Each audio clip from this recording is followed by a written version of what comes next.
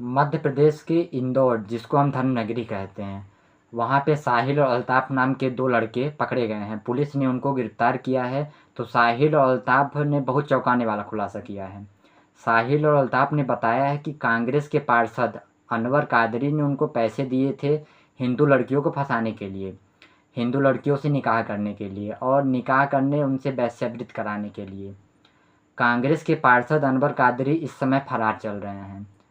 Police उनको ढूंढ रही है, लेकिन सवाल यह है कि भारत में लव जिहाद के लिए इस तरीके से अनवर कादरी जैसा व्यक्ति क्यों फंडिंग करता है? उनके मन में कानून का खौफ क्यों नहीं है? आखिर चीन का अनवर कादरी ऐसी फंडिंग क्यों नहीं करता? सिंगापुर का अनवर कादरी ऐसी लव जिहाद के लिए फंडिंग क्यों नहीं करता? चीन और सिंगापुर के शाहिद और अल्ताफ़ फर्जी नाम से अकाउंट बना के वहाँ की बेटियों को क्यों नहीं ट्रैप करते? भारत में क्यों ट्रैप कर रहे हैं? मैं बार बार कह रहा हूँ कि लव जिहाद हमारे भारत के लिए बहुत बड़ा खतरा है। 5 साल में 5 लाख बेटियां गायब हो चुकी हैं और 5 लाख में से 3 लाख लव जिहाद का शिकार हो रही हैं। रिपोर्टिंग बहुत कम है, एफआईआर बहुत कम दर्ज है, क्योंकि वो बेटी भी परेशान हो जाती है बार बार पुलिस की पूछताछ से, मुकदमों में से तारीख के कारण। माता पिता भी सोचते हैं चलो लव जिहाद में फले फंस गए हैं, लेकिन अगर हम मुकदमा कराएंगे इससे शादी विवाह कौन करेगा? समाज इसको स्वीकार नहीं करेगा। इसलिए माता पिता भी खून का घूंट पीते रहते हैं, वो बेटी भी खून का घूंट पीती रहती है। लव जिहाद जारी है। 1000 बेटियां पर डे लव जिहाद का शिकार हो रही हैं। बहुत बड़ी मात्रा में फंडिंग हो रही है और तू मैं करने से लव जिहाद नहीं रुकेगा। मीडिया में डिबेट करने से लव जिहाद नहीं रुकेगा। आरोप प्रत्यारोप नूरा कुश्ती करने से लव जिहाद नहीं रुकेगा। लव जिहाद रुकेगा ये घटिया 15 कानून को ख़त्म करने से। ये 15 घटिया कानून जब तक बदल देंगे तो गारंटी के साथ कहता हूँ कि 6 महीने के अंदर लव जिहाद ख़त्म हो जाएगा। भारत में किसी की ज़रूरत नहीं पड़ेगी, किसी हिंदू बेटी को दोबारा फंसाने की कोशिश नहीं करेगा। ये साहिल और अल्ताफ़ ने फर्जी अकाउंट बनाया फेसबुक पे और इंस्टाग्राम पे। ऐसे लाखों की संख्या में साहिल और अल्ताफ़ हैं जो फर्जी अकाउंट बना के बैठे हुए हैं। हम कानून बना के फर्जी अकाउंट को सीरियस क्राइम क्यों नहीं बना रहे हैं? डिक्लेरेशन क्यों नहीं कर रहे? भारतीय न्याय संहिता में हम एक चैप्टर क्यों नहीं डाल दे रहे हैं कि उसमें से गंभीर अपराध घोषित कर दे? जो फर्जी फेसबुक अकाउंट बनाए, फर्जी व्हाट्सएप अकाउंट बनाए, फर्जी जो है अपना इंस्टाग्राम अकाउंट बनाए, कोई सोशल मीडिया में जो फर्जी अकाउंट बनाएगा उसको 10 से 20 साल सज़ा होगी। ऐसा कानून हम क्यों नहीं बना रहे हैं? फर्जी ये जो साहिल और अल्ताफ़ हैं उन्होंने फर्जी डॉक्यूमेंट भी बनवाया हिंदू के नाम से, और तो फर्जी डॉक्यूमेंट बनाने को गंभीर अपराध क्यों नहीं घोषित कर रहे हैं? हम भारतीय न्याय संहिता में एक नया चैप्टर क्यों नहीं डाल रहे हैं? Relating to stretch fraud forgery क्यों नहीं इससे डाल दे रहे हैं? Offence relating to cyber fraud एक नया चैप्टर क्यों नहीं डाल देते हैं? क्या इससे एक फर्जी आधार, फर्जी राशन कार्ड, फर्जी ड्राइविंग लाइसेंस, फर्जी वोटर आईडी, फर्जी बर्थ सर्टिफिकेट गंभीर अपराध घोषित कर देते हैं? और फर्जी डॉक्यूमेंट बनाना और फर्जी डॉक्यूमेंट बनवाना दोनों को सीरियस क्राइम डिक्लेयर कर दें तो दोनों को ही 100% प्रॉपर्टी जब्त करने, नागरिकता खत्म करे और उनको कम से कम 10 से 20 साल सज़ा देने के लिए कानून क्यों नहीं बना रहे हैं? लव जिहाद गारंटी के साथ कहता हूँ रुक जाएगा। मैं यह गारंटी लेता हूँ कि 6 महीने के अंदर रुक जाएगा। किसी की ज़रूरत नहीं पड़ेगी नाम बदलने की, किसी की ज़रूरत नहीं पड़ेगी फर्जी अकाउंट बनाने की, किसी की ज़रूरत नहीं पड़ेगी अपनी फर्जी पहचान दिखाने की। लेकिन कानून बदलना पड़ेगा। तो मैं करने से अब समय जा चुका है कि सोशल मीडिया को सीधे सीधे अकाउंट नंबर से उनको कनेक्ट किया जाए और एक व्यक्ति एक प्लेटफार्म पे केवल एक ही अकाउंट बनाए। असली नाम से ही अकाउंट बने, जिस नाम से उसका मोबाइल नंबर है उसी नाम से उसका फेसबुक अकाउंट होना चाहिए, उसी नाम से उसका इंस्टाग्राम अकाउंट होना चाहिए, उसी नाम से उसका ट्विटर अकाउंट होना चाहिए। और एक व्यक्ति को ऑपरेटर से एक ही कनेक्शन लेने की सुविधा होनी चाहिए। ऐसा नहीं कि एयरटेल से 10 कनेक्शन ले ले और फिर बाद में जियो से 10 कनेक्शन ले ले। एक व्यक्ति एक ऑपरेटर से व्यक्ति एक ही कनेक्शन ले। जिसको 3 कनेक्शन चाहिए एयरटेल से ले ले, जियो से ले ले, और वैसे एक प्लेटफार्म पे एक अकाउंट एक व्यक्ति का बनवाना चाहिए। फेसबुक में एक अकाउंट होना चाहिए, ट्विटर में एक अकाउंट होना चाहिए, इंस्टाग्राम में एक अकाउंट होना चाहिए। व्यवस्था करनी पड़ेगी। बेटियां हमारी गायब हो रही हैं, उनके माता पिता खून के आंसू रो रहे हैं, उनके माता पिता रो रहे हैं, किसी को बता नहीं सकते कि मेरी बेटी लव जिहाद का शिकार हो रही है। और जो लव जिहाद चल रहा है इसके लिए बड़ी मात्रा में फंडिंग हो रही है। इसको अगर रोकना है तो हमें हेड स्पीच को तुरंत डिफाइन करना चाहिए। इससे एक चैप्टर डालना चाहिए, offence relative to hate speech. Hate speech को डिफाइन करना जरूरी है। अजान की समीक्षा करना जरूरी है। जो कि अजान में बातें कही जा रही हैं, क्या वो ठीक हैं, क्या उससे रेडिकलाइजेशन बढ़ रहा है, क्या अजान के कारण पूरे देश में नफरत, पूरी दुनिया में नफरत फैल रही है, क्या जो अजान में बात कही जा रही है इससे हिंदुओं की धार्मिक भावना आहत हो रही है, जैन धर्म की धार्मिक भावना आहत हो रही है, बौद्ध की धार्मिक भावना आहत हो रही है। इसकी समीक्षा करना जरूरी है। अगर हम भारत को बचाना चाहते हैं, हमें एक राष्ट्रीय एकता अखंडता आयोग बनाना पड़ेगा, एक राष्ट्रीय समता समरसता आयोग बनाना पड़ेगा। जितनी भी रिलीजियंस किताबें हैं, जितनी भी मजहबी किताबें हैं, उनकी समीक्षा करना पड़ेगा। यह पता करना पड़ेगा कि कोई भी मजहबी किताबें, कोई भी रिलीजियंस किताब जो हेड स्पीच फैलाती हो, नफरत फैलाती हो, जो कन्वर्जन को प्रमोट करती हैं, उनको बैन करना पड़ेगा। तब भारत बचेगा। तू मैं करने से भारत नहीं बचेगा। प्रत्यारोप आरोप प्रत्यारोप करने से भारत नहीं बचेगा। नूरा कुश्ती बोलतेबाजी करने से भारत नहीं बचेगा।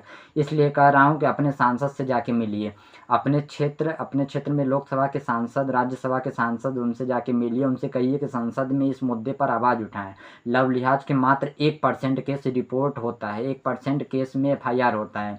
बेटियां आने के लिए तैयार ही नहीं हैं। बेटियां चाहती हैं उनका जो वीडियो बना है वो डिलीट हो जाए, लेकिन FIR नहीं करना चाहती, क्योंकि पुलिस बार बार पूछताछ करेगी, बुलाएगी। जितनी बार चार्जशीट फाइल नहीं होगी, बार बार गवाही करना पड़ेगा। फिर कोर्ट में मुकदमा चलेगा 10 से 20 साल, वहाँ बार बार जाना पड़ेगा गवाही देने जाएगी तो सामने वाला वकील क्रॉस एग्जामिनेशन करेगा, उल्टे सीधे सवाल पूछेगा, कब मिली, क्यों मिली, कैसे मिली। बुलाने पर दुनिया भर के मतलब छीछा लेदर हो जाएगी। जितना उसकी बेइज्जती लव लिहाज से नहीं हो रही, उससे ज़्यादा तो उस कोर्ट में हो जाएगी। रोज़ खबरें छपेंगी तो क्या ये लव लिहाज में बेटियां शिकार हो रही हैं, उनको घर नहीं बसाना चाहिए। हम क्यों नहीं एक नार्को पॉलीग्राफ बैंड मैपिंग कानून बना देते कि ब्लड लिहाज में फंसी बेटियों को कोर्ट नहीं आना पड़ेगा, सीधे सीधे उसके ऊपर आरोप हो, उनका narco polygraph brain mapping test हो और टेस्ट उनको सजा हो जाए। ये गवाहों के बयान से, पूछताछ से, क्रॉस एग्जामिनेशन से सिस्टम सड़ा हुआ सिस्टम हम क्यों नहीं बदल रहे हैं? आखिर भारत जब बर्बाद हो जाएगा तब पुलिस रिफॉर्म होगा क्या? भारत जब बर्बाद हो जाएगा तब जुडिशियल रिफॉर्म होगा क्या? भारत जब बर्बाद हो जाएगा तब एडमिनिस्ट्रेटिव रिफॉर्म होगा क्या? क्या भारत में सारे हिंदू खत्म हो गए हैं? तब यहाँ इन चीज़ों पर चर्चा होगी। हम समस्या पर चर्चा करेंगे, अस्थायी समाधान पर चर्चा क्यों नहीं कर रहे हैं? भारत में जिस तरीके से ये लव लिहाज बढ़ रहा है, जानते हैं ये इनके लव लिहाज के लिए बाकायदा ट्रेनिंग दी जा रही है। ट्रेनिंग कहाँ दी जा रही है सबको पता है, कौन से स्कूल हैं। क्योंकि इसको माइनॉरिटी को डिफाइन क्यों नहीं कर सकते?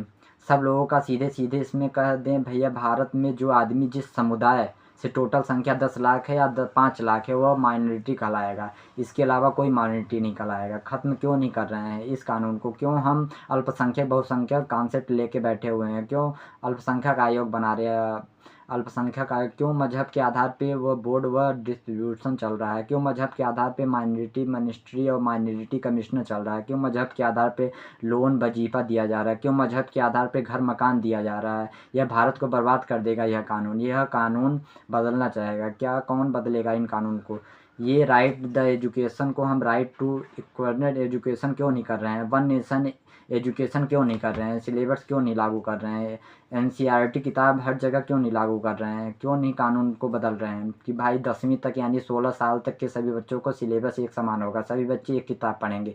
मदरसा क्यों नहीं बंद कर रहे हैं? भारत के संविधान मदरसा इजाज़त नहीं देता। मैं पहले भी कई बार कह चुका हूँ कि भारत के संविधान के कहीं एक भी पन्ने में मदरसा नहीं लिखा है। ये क्यों मदरसा चल रहा है? क्यों मदरसे की डिग्रियां वैलिड हो रही हैं? क्यों मदरसे की जो सर्टिफिकेट है उससे सरकारी नौकरियां मिल रही है? भारत को अगर बर्बाद करना है तो एक यूनिफॉर्म पुलिस कोड लाना पड़ेगा, पुलिस चार्टर लागू करना पड़ेगा, तब भारत बचेगा। 1861 वाला जो पुलिस एक्ट है यह भारत को नहीं बचा पाएगा। भारत को बचाना है तो लव लिहाज की राष्ट्र की सुरक्षा के लिए खतरा घोषित करना पड़ेगा। और लव लिहादियों और उनके मददगारों पे यह इमरान अनवर कादरी जैसे जो उनके लव लिहादियों के मददगार हैं उनको ऊपर से NSS लगाना पड़ेगा जब तक लिहाद रुकेगा। और लव लिहाद उनके मददगारों पे UFM लगाना पड़ेगा। भारत को बचाना है तो लव लिहाद और उनके मददगारों पे ऑर्गेनाइज क्राइम की धारा लगाना पड़ेगा, मकोका लगाना पड़ेगा, गुजकोका लगाना पड़ेगा। अगर भारत को बचाना है तो लव लिहाद और उनके मददगारों की नागरिकता ख़त्म करनी पड़ेगी। ये कानून वहाँ सड़ा हुआ है, इसलिए आज तक की किसी की नागरिकता नहीं गई। लव जिहाद की जो सबसे बड़ी फंडिंग है वो भारत में जो भ्रष्टाचार है उनका वो मूल कारण है। जानते हैं जो लव जिहाद से पीड़ित हैं वो माता पिता सामने आते नहीं है, और जो लव जिहाद उनके पास इतनी फंडिंग है, बाद में वो थाने में पैसा दे के और धारा कमज़ोर करा लेते हैं, गवाहों को खरीदा जाता है। तो भ्रष्टाचार नहीं खत्म होगा, लव जिहाद खत्म नहीं होगा। यह लव जिहादियों की फंडिंग काले धन से हो रही है, और भारत में बड़ी मात्रा में काला धन पैदा हो रहा है, और उसका मूल कारण है घटिया ब्लैक मनी एक्ट। भारत में लव जिहादियों की जो फंडिंग होती है हवाला के जरिए होती है, और उसका मूल कारण है हवाला, इसलिए कारोबार चल रहा है। यह वह सड़ा हुआ है। भारत में लव जिहादियों को बेनामी बेनामी फंडिंग हो रही है। कई बार उनको कैश में पैसा आता है, और कई बार उनके कहीं दूसरे उनके माता पिता के नाम पे मकान खरीद दिया जाता है, बाकी और भी उनके बेनामी फंडिंग होती है, और उनका मूल कारण है हमारा घटिया कानून। हम अगर आधार प्रॉपर्टी के आधार से लिंक नहीं करेंगे, बेनामी लेन देन रुक जाएगा। लव जिहादियों की बहुत बड़ी मात्रा में विदेशों से फंडिंग आती है, और विदेशियों से फंडिंग आने के कारण एफआईआर कानून कांग्रेस ने बनाया था। जब तक एफआईआर कानून खत्म नहीं होगा फंडिंग नहीं बंद होगी, और फंडिंग नहीं बंद होगी तो लव जिहाद बंद नहीं होगा। भारत में लव जिहाद की फंडिंग ड्रग कारोबार के जरिए हो रही है। जो ड्रग कारोबार से पैसा आता है उससे जो फ़ायदा हो रहा है, जो उससे पैसा लोग कमा रहे हैं, वो बाद में चंदा दे रहे हैं, उससे फंडिंग कर रहे हैं लव जिहादियों की। तो इसलिए ड्रग कारोबार को रोकना ज़रूरी है। लव जिहादियों की फंडिंग जो वक्त प्रॉपर्टी से पैसा कमा रहे हैं न वहाँ से भी फंडिंग आ रही है। लव जिहादियों की जो फंडिंग होती है वो कैश में होती है। तो जब तक हम कैश नहीं रोकेंगे तब तक लव जिहाद नहीं रुकेगा। जब तक 100 रुपये से बड़ी नोट बंद नहीं करेंगे, 5,000 से महंगे सामान का कैश लेन देन बंद नहीं करेंगे, प्रॉपर्टी को आधार से लिंक नहीं करेंगे, और आय से अधिक संपत्ति 100% जब्त करने, नागरिकता खत्म करने, आजीवन कारावास फांसी दे देने के लिए कानून नहीं बनाएंगे, तब तक झूठी गवाही को गंभीर अपराध घोषित नहीं करेंगे। लव जिहादियों का नार्को पॉलीग्राम ब्रेन मैपिंग टेस्ट करने से उनको आजीवन कारावास फांसी देने के लिए कानून नहीं बनाएंगे, तब तक लव जिहाद रुकेगा नहीं। लव जिहाद नहीं रुकेगा तो रखना, जैसे अफगानिस्तान से ख़त्म हो गया, पाकिस्तान से ख़त्म हो गया, बांग्लादेश से ख़त्म हो गया, कश्मीर से ख़त्म